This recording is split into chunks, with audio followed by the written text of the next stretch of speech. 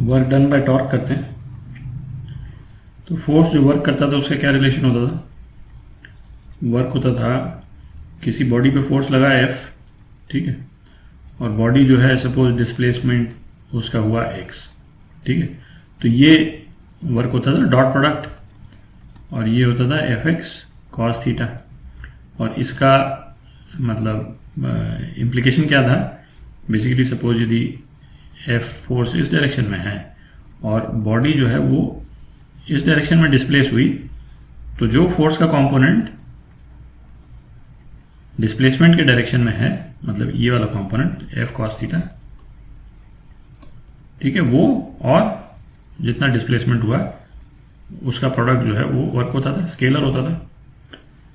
अब टॉर्क के रिस्पेक्ट में देखते हैं टॉर्क जो है वो वर्क कितना करता है।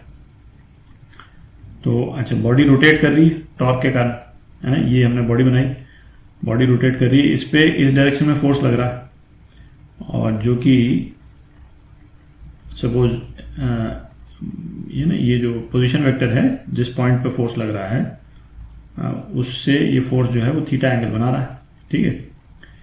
तो इसका फोर्स का जो परपेंडिकुलर कंपोनेंट होगा वो ये होगा, ये परपेंडिकुलर कंपोनेंट है, ठीक है, ये कितना है F sin थीटा। अच्छा, अब बॉडी जो है वो इस डायरेक्शन में तो मूव कर नहीं रही है ना, इस डायरेक्शन में तो मूव कर नहीं रही रेडियली, ये तो रोटेट कर रही। तो सपोज बॉडी जो है वो एक छोटे से पोर्शन ds रोटेट की, और ये जो एंगल है सपोज ये एंगल d थीटा है, ठीक है, और ये छोटा सा आर्क जो बनाया है बॉडी जो रोटेट की, ये आर्क जो है वो सपोज ds है, ठीक है। तो ये F sin थीटा जो है वो ds के डायरेक्शन में ही लगा है, तो अपने को वही चाहिए, फोर्स का वो कंपोनेंट जो डिस्प्लेसमेंट के डायरेक्शन में लगे, वही वर्क होता है, ठीक है। तो इस केस में वर्क क्या हुआ? तो हमने बेसिकली फोर्स का वो कंपोनेंट सीधा ही ले लिया जो कि डिस्प्लेसमेंट के डायरेक्शन में है, तो वो Fx cos थीटा करने की जरूरत नहीं पड़ी, क्योंकि हम दोनों को जो सेम डायरेक्शन में है बस वही वाला कंपोनेंट ले रहे हैं। तो F sin theta into ds, ठीक है, और ds क्या है? यदि ये r है ना, जिस पॉइंट पे फोर्स लग रहा है यदि वो r डिस्टेंस पे है, तो ds कितना हो गया? r d थीटा, ठीक है। तो वर्क जो है वो कितना हो गया? F sin theta r d theta, ठीक है। अब ये जो है F sin theta into r, ये क्या है? ये टाउ है ना, ये टॉर्क है, ठीक है। तो वर्क कितना हो गया?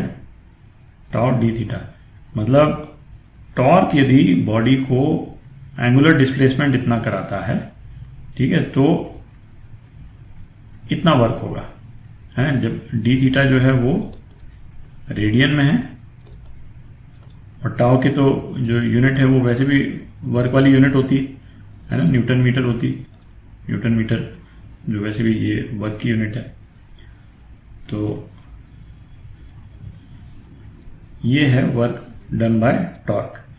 और ये आप देख भी सकते हैं, जो लीनियर मोशन में जो फोर्स का जो इक्वेशन है वर्क के लिए, उसी का एक तरह से काउंटर पार्ट है, क्योंकि डिस्प्लेसमेंट का काउंटर पार्ट जो है वो एंगुलर डिस्प्लेसमेंट है, ठीक है, और फोर्स का काउंटर पार्ट जो है वो टॉर्क है, ठीक है। तो ये इक्वेशन भी जो लीनियर मोशन में जो वर्क की इक्वेशन है उसके सिमिलर ही है, ठीक है।